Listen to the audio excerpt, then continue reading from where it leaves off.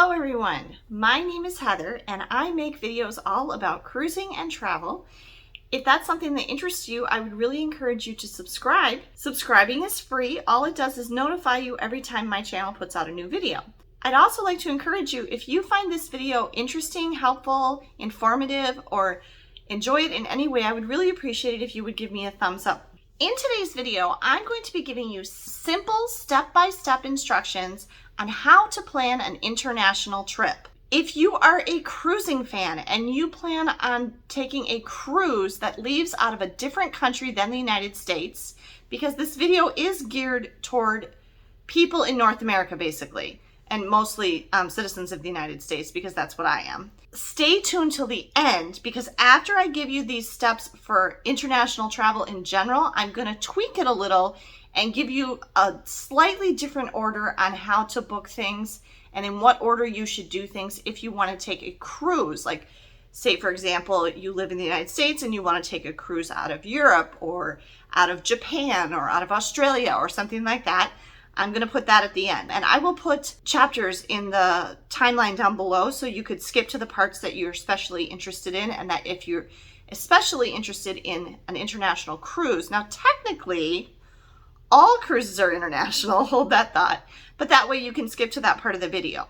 So again, I'm making this video out of the perspective of someone who lives in the United States and is a citizen of the United States, because the idea for this video came from a family member of mine who actually requested it. She asked me, even though she has traveled internationally a few times, she asked me if I could make a video with very simple, easy to follow, step-by-step instructions that anyone could understand on how to plan an international trip.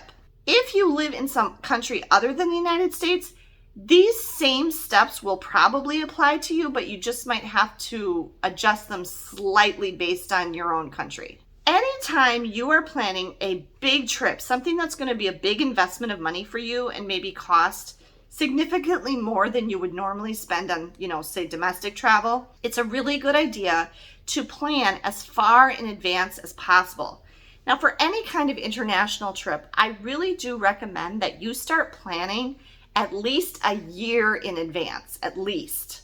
Now, I will admit, I have planned international travel in as little as a few weeks ahead.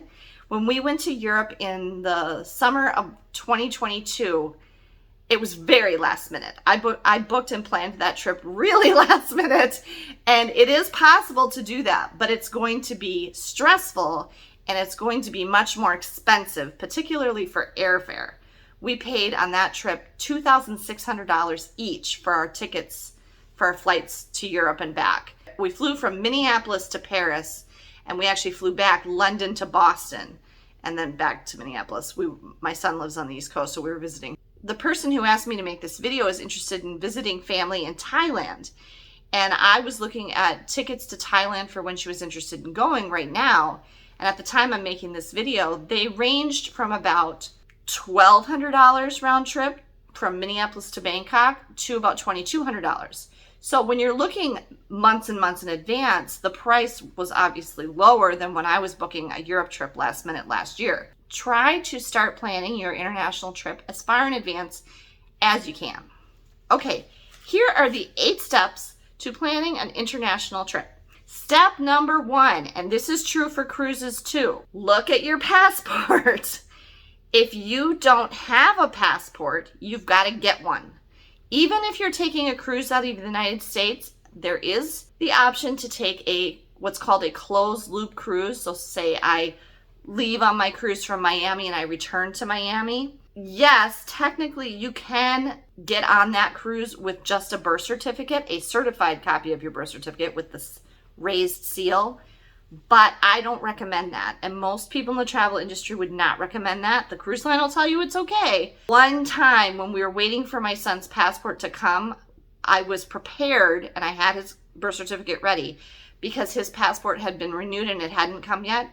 And I had even done the online check-in for the cruise. We were going on a cruise out of San Diego that went to Mexico and was all set to go with his birth certificate, which would have been fine. But his passport came 2 days before we left, and so we took that instead.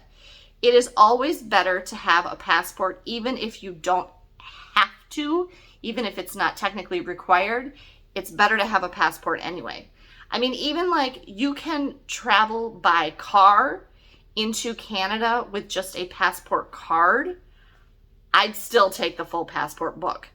I just feel any unusual or difficult situation, if you have a medical emergency, there could be, political strife where you are. There could be health emergency like there was at the beginning of the pandemic. There could be all sorts of things that could go wrong. Something could happen to your ship if you're on a cruise and you get stuck someplace. If you don't have a passport, you're going to be in trouble because you're not going to be able to get home. So I always recommend that if you're doing any kind of international travel, even if you're going just to Canada or even if you're going just on a cruise out of the United States, you should have a full passport book. So if it's your first time applying for a passport, you need to go to the State Department's website, which is state.gov. And actually, if you go to travel.state.gov, that is the site that will give you all the information about applying for or renewing a passport. So if you've never applied for a passport before and you don't have a passport, you need to get on that right away, because that right now, at the time I'm filming this video, there is a terrible backlog of passport applications and a huge wait for people to get passports. There's been a lot of stuff in the news about people who have not been able to go on their trips and had to cancel them because their passports didn't come in time. So if you need a passport, you got to get that right away. If you already have a passport, you need to look at the expiration date. The expiration date needs to be at least 6 months after the day you return home. So say, for example, I'm going on a trip in the middle of January. I wouldn't feel comfortable unless my passport did not expire until July or later of that next year. You need to have at least 6 months left of validity on your passport before it expires. Not every country requires this, but it's safest to assume that they do. I did just read about something tricky with residents of the UK too, with the separation from, with Brexit and their separation from the European Union. A very obscure rule that not only did their passport need to not be expired and maybe have the 6 months left on it, but it also could not have been issued more than 10 years ago. And our passports in the United States are only good for 10 years, so I don't even know how that's possible, but apparently in the UK it is. So if you're a UK resident, watch out for that too.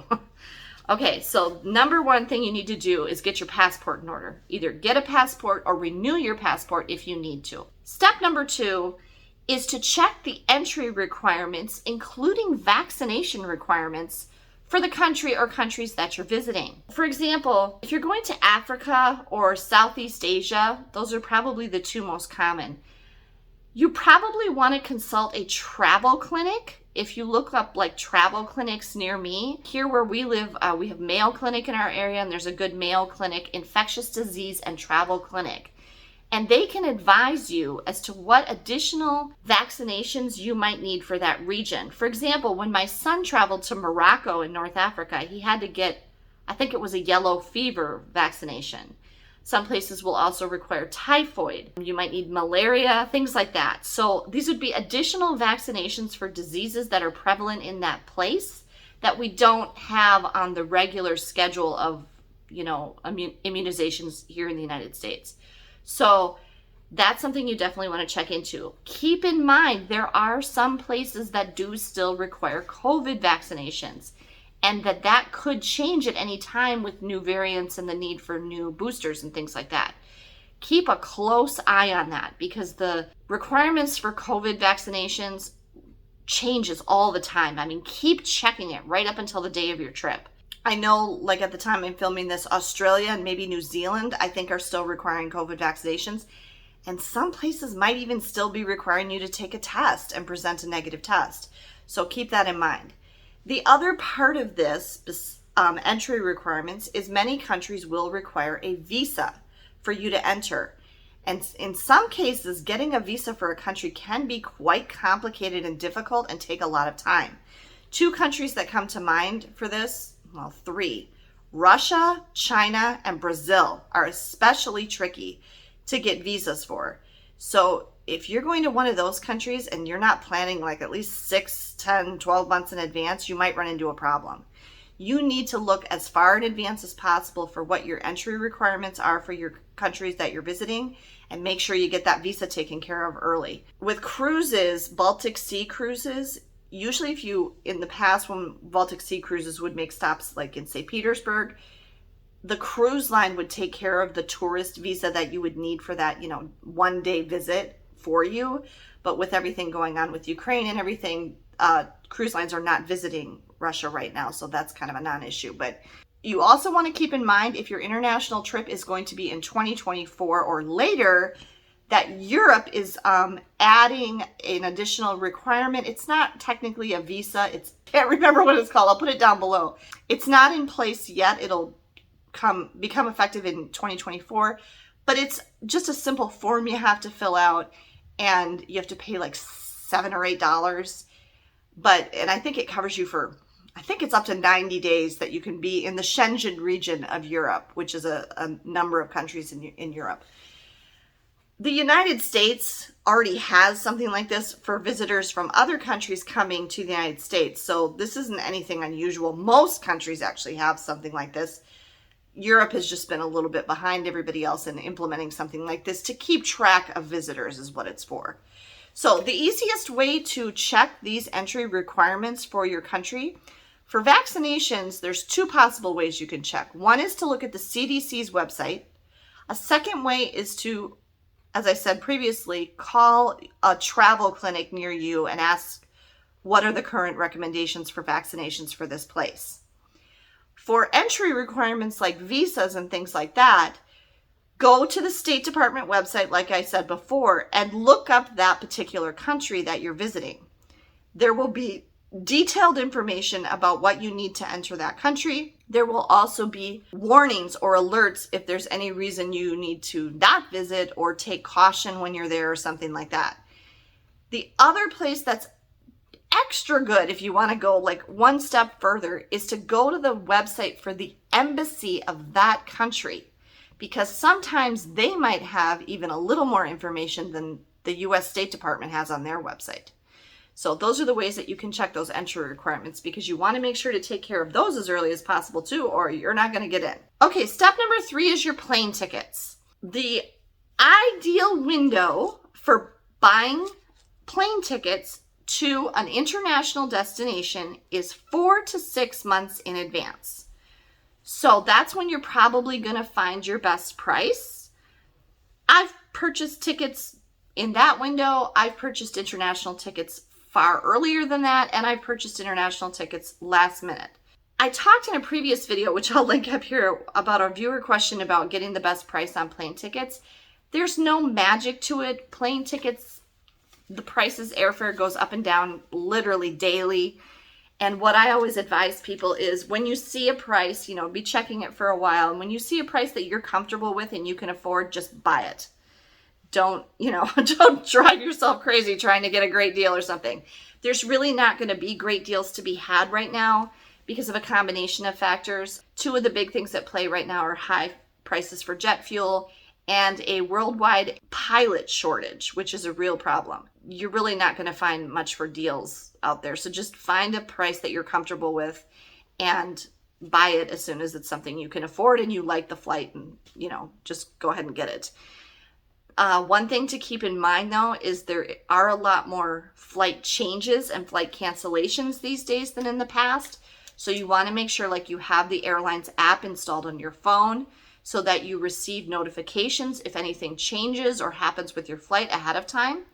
And that way you can, make an adjustment or whatever. They will usually, if the airline changes or cancels your flight on you, they will give you the opportunity to rebook at no extra charge, because that wasn't your doing, that was something they did. And that's usually, they usually give you some time that you can, okay, well, I don't like this flight anymore now that you changed the time on me. I want this instead, so you can usually do something like that, or just cancel if you want to. So if you wait until closer than 4 months, the price for international airfare is usually just going to keep going up. It's going to get more expensive if you're closer than that. So really try to go in that 4 to 6 month window ahead, or even maybe earlier. so you know you've got your tickets secured. One thing I want to say about plane tickets too, and I'm reminded about this because my son has a flight coming up, just a domestic flight. Time is money when you travel. And the other thing I want to say is every time you have to change planes, there's the possibility that something can go wrong. Another flight can get canceled. There could be a delay. There could be weather problems. There could be mechanical problems. They can lose your luggage. You might miss the flight. I really try to avoid changing planes if ever I can. Even when I've never changed planes. My very first flight to Europe when I was 16 years old, I had to change planes in New York City, but that was because the flights were arranged by the company that was arranged. It was a student travel program. But normally, like last summer when we went to Europe, I got a non-stop flight, which means it does not stop. You do not change planes anywhere. I got non-stop from Minneapolis to Paris. I got non-stop back from London to Boston. So I really try to look for non-stop flights whenever possible, even internationally.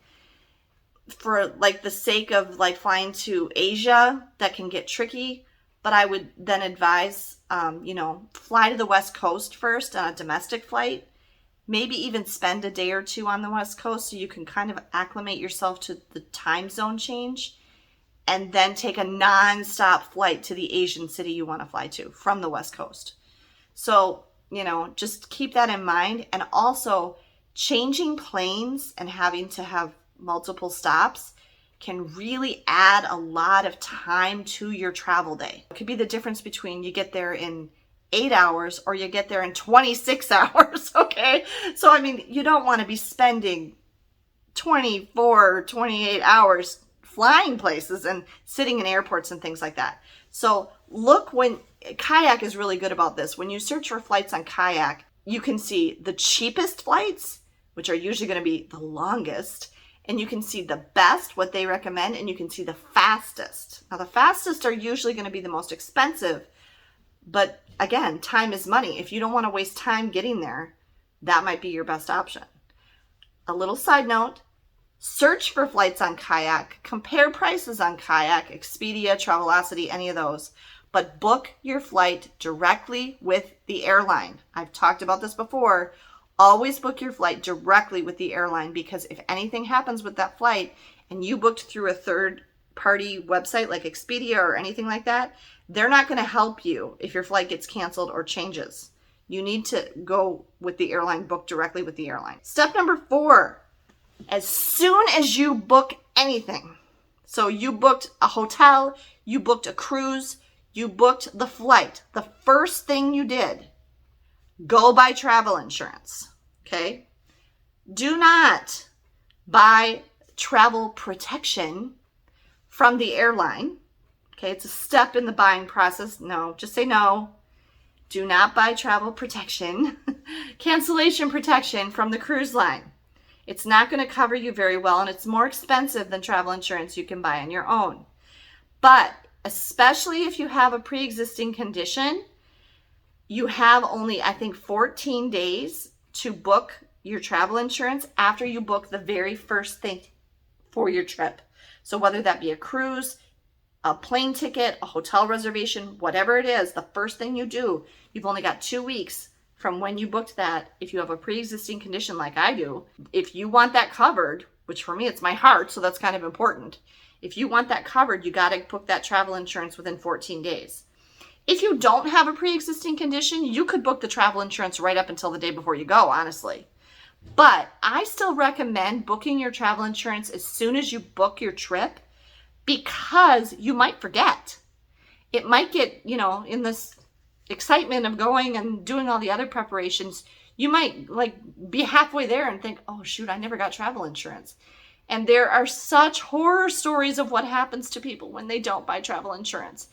If you are spending tens of thousands of dollars on this trip and you can't afford to take care of whatever possible worst case scenario might happen, you're in a hospital for weeks in a foreign country, okay, that's going to be really expensive, or terrible things have happened to people when they're in foreign countries. You want the travel insurance to cover you. I have an annual plan that covers my entire household. It's through Alliance. It's a very good annual plan. I have a premium plan that covers COVID, it covers cruising, it covers medical evac, all of that, lost luggage, delays, everything. It's a very good plan, but I had to shop around for that, and not everybody needs an annual plan like we do, because maybe you only travel once a year or once every 3 years or 5 years or whatever. I recommend an annual plan if you travel at least 3 times a year. That's a good time to, that's kind of a good benchmark if you should start thinking about an annual travel insurance policy, because at that point, buying an annual travel insurance policy is going to be more economical than buying individual travel insurance policies for each trip. But I always say, once you've booked your thing, go to insuremytrip.com and they will help you compare travel insurance. They'll ask you for some information. How much is the trip going to cost? What are the dates? Where are you going? Who's going? How old are they? And then they will give you a whole bunch of options, and you can compare them right there on their website, and then book again directly with that company, which you can do from there, and buy that travel insurance. It's going to be less expensive and more comprehensive coverage than buying it the protection through the cruise line or the airline. So that's what I recommend with travel insurance. Please, if you are spending a lot of money on a trip, do not go without travel insurance. Okay, step number 5 is to book your lodging. So there's a lot of different ways you can do this. There's a lot of lodging options out there. This is just going to take some time and research. Where exactly do you want to be? Do you want to be right in the city center? Do you want to be in an Airbnb type situation, like an apartment rental? There's a lot of options out there, but just get your lodging booked. And if you're going to multiple destinations, make sure you get your lodging booked for each place. Keep in mind, you might also need to book lodging here in the United States or in your home country, like the night before your flight. Sometimes is a good idea. That usually happens to us. So, don't forget, make sure you don't leave a slot where you don't have anything booked for a place to stay. Step number 6 is to book your attractions and transportation. What do I mean by this? Okay, so like attractions, especially during the pandemic, this was really important to do in advance. A lot of places are still requiring reservations. You have to have a date and time, entry time, especially if you're going at a more popular time of year for that destination when it's going to be really busy and there's going to be a lot of people visiting. You want to make sure that you have your tickets in advance. You can usually save money, and you can usually save waiting in line if you buy your tickets in advance. So this would be everything from museums, amusement parks, just any kind of popular attraction anywhere. Almost everything you can buy your tickets in advance. And I just think it's kind of it saves on my brain to have all that booked in advance. And then I keep everything in a bright yellow folder that I take with us on every trip. I print everything out. Usually it's also on my phone, and I almost have never needed the printouts, but it's a good idea to have them anyway, just in case you can't access the tickets or whatever on your phone. You don't have any cell service or something. Your phone's dead, whatever. Have them both ways. You'll get a copy that'll be on your phone and then print it too, and then you have both. And so I always have all of our attraction tickets and everything booked ahead of time. Then I know exactly what we're doing every day, and that can be helpful. Some people don't like to plan that much, but especially in this day and age, places are really busy, and you don't want to be disappointed like you were really looking forward to going to this, and you get there and you can't get in because you didn't book ahead of time. And then the other part of this is transportation. What I mean by that is your transportation within a city or your transportation from place to place. Like, for example, I know I keep going back to this, but our Europe trip in August of 2022, I had to book several forms of transportation for when we were there. This is different from the plane tickets. One part of this might be getting to and from the airport to your hotel or wherever you're staying. Do you need to book some kind of train ticket? Are you going to need to get a taxi? Figure that out. In a city and you need some kind of transportation pass. This is true even here in the United States. It's a good idea to get these. You can usually get like a 7-day tourist transportation pass of some kind. Like, for example, when we were in Seattle earlier this year, we got Orca cards, which are the passes to use the public transportation in Seattle. In Boston, we get Charlie cards. In Washington, D.C., we get Metro cards. Same thing. Just like in any big city, get a card for the public transportation. You're going to save so much money by using public transportation. So in London, we had Oyster cards, and I ordered those ahead. They were mailed to us. So when we got to London, which was in the middle of the night because of a disaster with the Eurostar from Paris, we already had our Oyster cards in our hands and could get right on the tube, no problem. And we weren't, trying to figure out how to buy passes for the tube in London in the middle of the night, okay, because we already had them. In Paris, I got Metro passes, I think. I might have bought those individually. And then I had to book our trains we went from Paris to Lucerne, Switzerland. I had to book the high-speed rail on the SNCF, the French railway service. Things like that. If you're going to be traveling from place to place, you need to figure out that transportation. How are you going to get there? Can you book it ahead? If you can book it ahead, do it. So you have all your tickets, you have all your passes, you have all your transportation things, you have all of that all set to go. So then you're not sitting there trying to figure out, how do we get to there? And because you don't want to be doing that. So book all your transportation and all of your attractions before you go. Okay, step 7 I have termed logistics. This kind of goes along with step 6, and you kind of want to do these together. And what I mean by this is basically study a bunch of maps. You want to figure out, where is my hotel, or where am I staying? Where's the train station? Where's this place that we're going to be visiting? How far away is that? Can we walk there?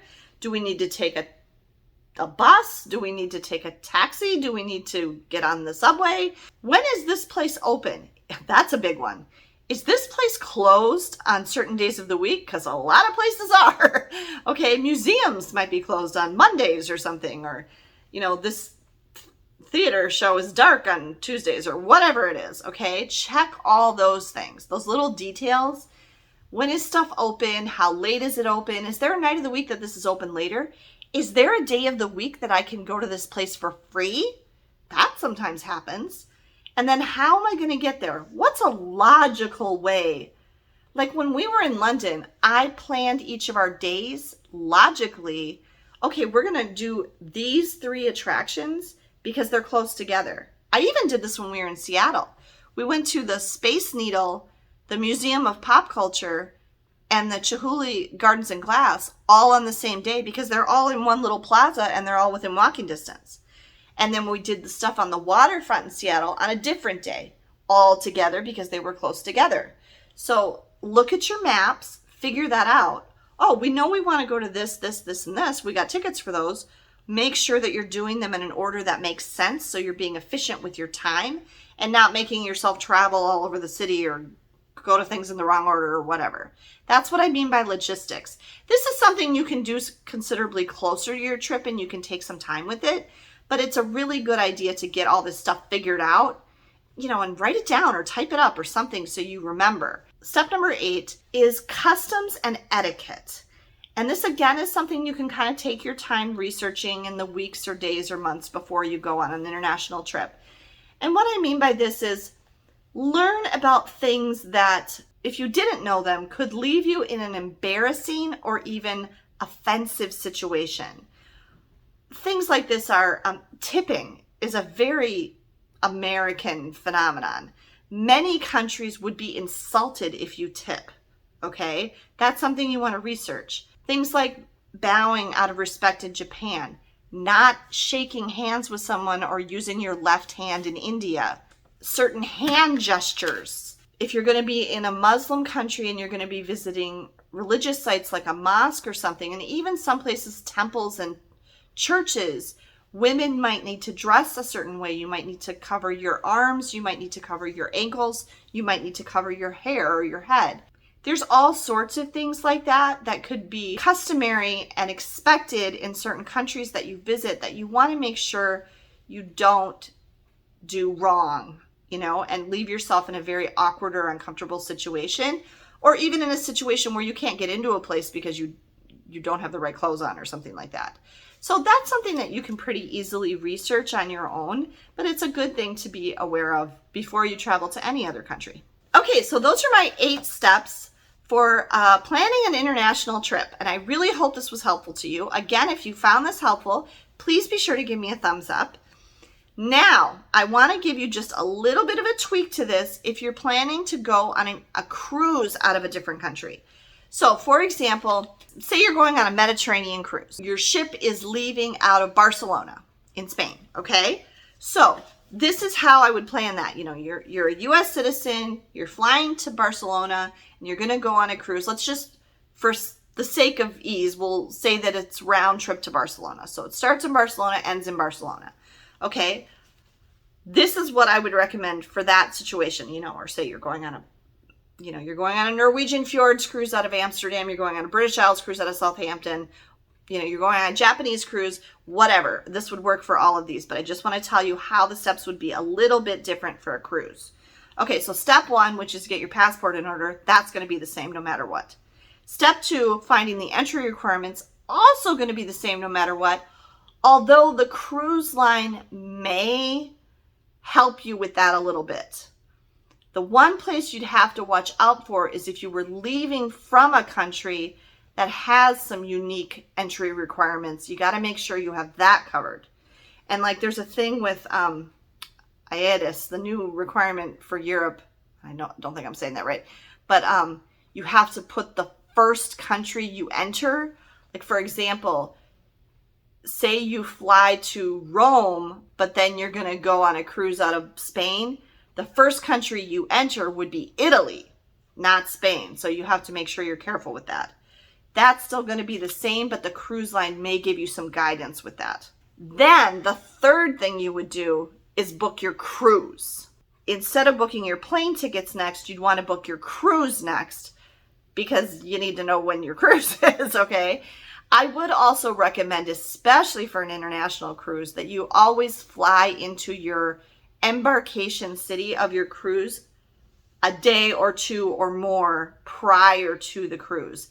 This will be especially important if you're, crossing multiple time zones to get there, because you need a couple of days to adjust to the time difference and to get over jet lag. You don't want to spend the first 2 days of your cruise asleep because you have terrible jet lag. So, and you might want to explore the city, your embarkation city, either before or after the cruise. So factor that in before you then do. The next step would be then buy your plane tickets. So get your cruise booked first, then buy your plane tickets. Then what would be the next step if you're doing a cruise would be then book your lodging for those day or days before or after your cruise that you're going to be in a city in a different country before or after the cruise. Okay, so for cruises, it's going to be book the cruise, then book the plane tickets, then book the hotel or lodging that you need before or after the cruise. And then everything else would be the same, because in the process of booking your cruise, you're going to do the same kind of things like booking shore excursions. If you're staying in the city before or after the cruise, then you could book your attractions and transportation stuff that you need, and then it would be the same. And then you can, again, research customs and etiquette at the end, before, in the days before you go.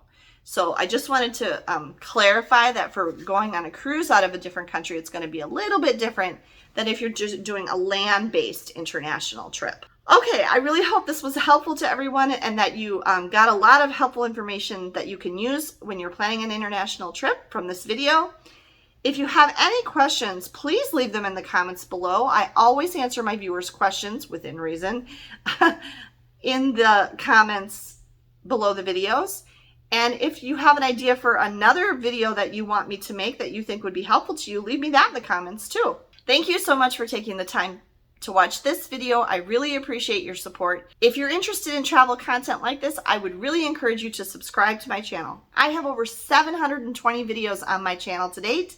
There is a ton of information and lots of interesting and fun vlogs to watch on my channel. Lots of tips packed in every vlog. So go back and watch something if you're new to my channel. Have a great day, everyone. Safe travels.